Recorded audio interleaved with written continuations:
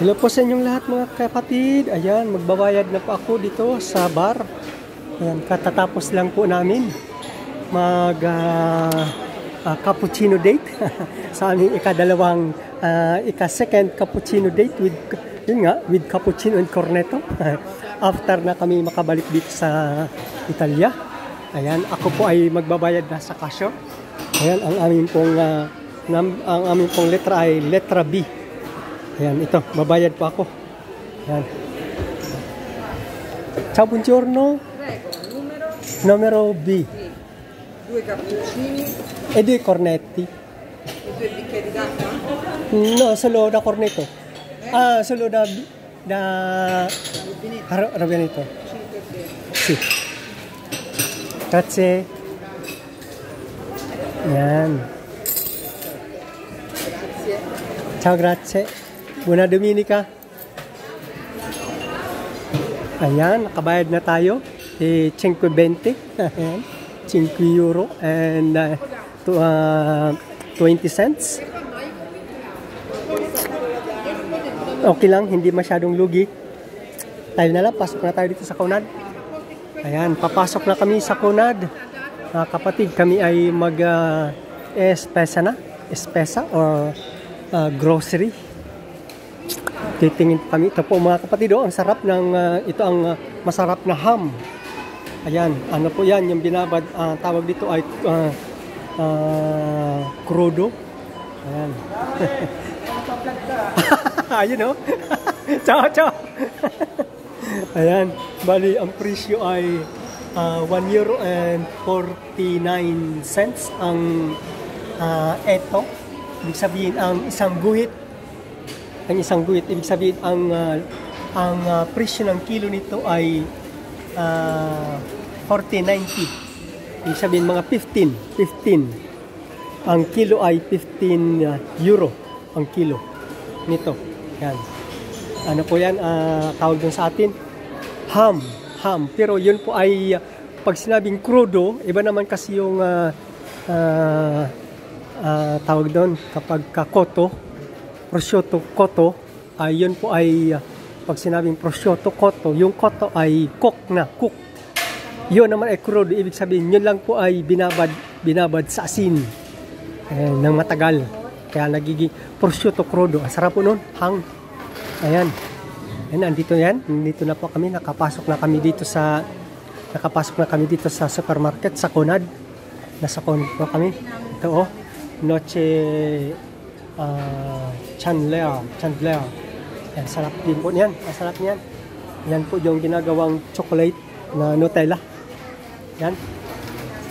Yan po. Tapos nandito naman ang mga prutas. Yan. Ubas. Yan pang ubas. Senza semi or walang buto. Masarap. Yan. 2 euro and hindi, may buti yan. May buti yan. Ito medyo mahal. 2 euro and 98 cents. Parang 3 euro kumbaga. Ito ang senza semi. Yan, nakalagay yun. Yan, senza semi. Walang buti yan. Mas masarap. Mas maganda kainin. Yan. Ito naman ay kaki. Yan, sarap din yan, kaki. Kailang pagka ganyang medyo hilaw, yan ay mapakla. Kaya dapat marunong pumili. Halimbawa, kung pipili ako, tinuruan ako dito dati, may nagturo doon sa akin, dapat kung pipili ay merong mga ganitong bitak-bitak na dito. Dapat dito ay meron ng bitak-bitak para hindi na mapakla. Pag ganyan mapakla pa yan, dapat nagaganyan-ganyan na siya ho. Ayan, dapat gumaganyan-ganyan na siya. Ayan, hindi na masyadong mapakla. Matamis-tamis na yan. Pero ngayon, hindi pa yan masyadong matamis. Tapos mapakla pa. Yun ang problema niyan. Ayan, aantayin niya na lumambot talaga muna. Kasi pag lumambot din yan, sobrang nawawala din yung, hindi pa rin nawawala yung pakla, pero sobrang tamis. Masarap niyan. Yan, ito susini jolly. Ayan, yellow, sarap. Ito, sari-sari. Orange, limone. Ito naman ay peska. Yan, peska naman ito. Yan po mga kapatid.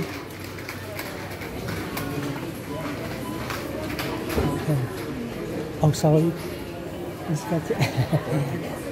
Ayan. Ayan, dito naman yung mga pizza. Ayan, tinapay. Iba-iba. Yan, yung matitigas na tinapay, oh. Matitigas na tinapay.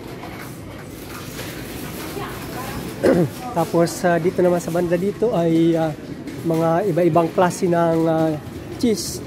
Mga formaggio. Ayan. Mga cheese ito. Iba-iba. Iba-ibang klase ng formaggio. Ayan. Wala naka-display dito na isang malaking buo. Ayun, no? May malaking buo na silalim. Yun, no? Maganda formaggio Masdan. Maganda, sarap din yan. Iba-ibang klase ng mga cheese. Meron naman dito yung grated na. Ito naman yung mga pinapapak. Masarap kasi itong papakin. Kasi meron kasing formaggio na yan, o. Formaggino. Talagay, formaggino. Basta formaggio, masarap po yan napapakin. Kasi pag hindi masarap papakin. Masarap lang sa pasta. Pero hindi masarap ipapak. Tulad nito, ito ay masarap din papakin ito. Kasi formaggino ito. Ay hindi, ano ito? Grana Padano. Ay hindi, masarap din yan. Masarap din yan papakin. Ang Grana Padano. Oo. Meron pa ito, mas mahal dito ito. Pinapapak din ito, masarap din ito papakin. Kaya lang, sobrang parang bang nananawa ako. Pero ang mahal nito, itong isang ito. Ayan, kasi, yan, o. Sarda Formaggi Nero. Ayan. Iba-ibang klase. Dito tayo pupunta. Titingin ako kung merong magandang offer. Kung may sale ng isda. Kung may sale ay bibili ako. Kung meron. Yung parang tilapia. Sana meron. Yung ang tawag dito ay orata. Ay wala. Wala. 890 lang. Mahal. Kasi si sale dati yan mga 690.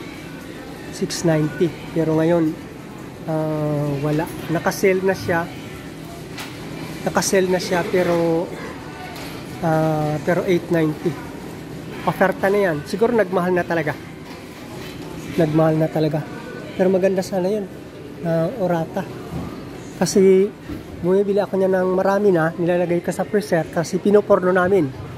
Kasama ng patatas. Ayan. Nandito dito naman sa banda dito. Sa corner na ito ay mga beef. Mga beef naman. Mga beef. Hanggang sa dito, pag nakarating ka dito, ay mga na. Yan, mga beef pa rin. Tapos doon naman ay chicken. Sa kabila, nandito ang mga pork. Ayan, chicken pa rin. Pero dito yung mga pork. Ayan, magaganda. Wow, maganda. Bibili ako. Kasi sabi ng mahal kong asawa, ay kapag ka maganda, ay bibili kami. Yan, tulad nito. Maganda ito. Hindi masyadong mataba. Maganda. Bibilin ko ito. Nasaan na kaya yung naghiwalay na kami ng aking mahal na asawa kasi siguro tumitingin na siya. Ito pipili ako nito ng hindi masyadong mabuto. Ito na parting leeg ito, bisteka. Sarap din ito, upside down lang pagluto, upside down. Yung banda kasi sa leeg, bisteka ang tawag doon ay medyo malambot. Kaya masarap siya. Medyo malambot. Kasi yung tulad nitong sa bandang pork chop ay medyo makunat-kunat ng konti, matigas-tigas. Ito maganda, ito isigang. Pang sigang. Pero titingin pa ako ng ibang laman, ihalo ko dito na medyo tawag doon. Medyo malaman-laman. Pipili tayo ng pipili ako ng kakaunti ang buto tsaka kakaunti ang taba. Dito maganda mga karne dito mga kapatid, kasi yan ay tinatanggalan na ng balat. Ganyan ang gusto ko sanang maging negosyo sa atin kung ako ay magkakarnihan. Yung ganitong style na tinagtad na tapos wala ng balat. Yan, yung ganyan. Anyway, mahaba-haba na pala ang video ito. Hindi ko na namalayan. Maraming salamat po mga kapatid ha sa inyong panunood sa aking video na ito. Ayan, welcome po sa aking channel si Kuya Daysan. Kung nagustuhan niyo po ang aking video na ito, umpisa pa doon sa umpisa hanggang dito sa karnihan, ay please like and share, and please write your comment on the comment section below on this video, and please like and share, and please subscribe my channel Kuya Daysan, and please hit the notification bell. Please hit the bell all, and so that you will always be updated every time na meron akong panibagong upload na video. Ayan, pahabol. Sale din ito. €5.49 lang. Itong brand na Farcioni. Olio Extra Virgini di Oliva. Ayan. Ayan. Ito medyo high class na kaunti din ito.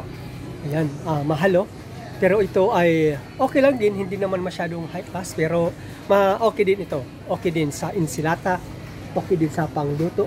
Actually hindi naman yung pangluto, pero kami ginagamit din po kasi namin sa pagluto. Ayan, no? Ayan po mga presyo ng mga olio di oliva. Ayan, iba-ibang klase, maraming klase.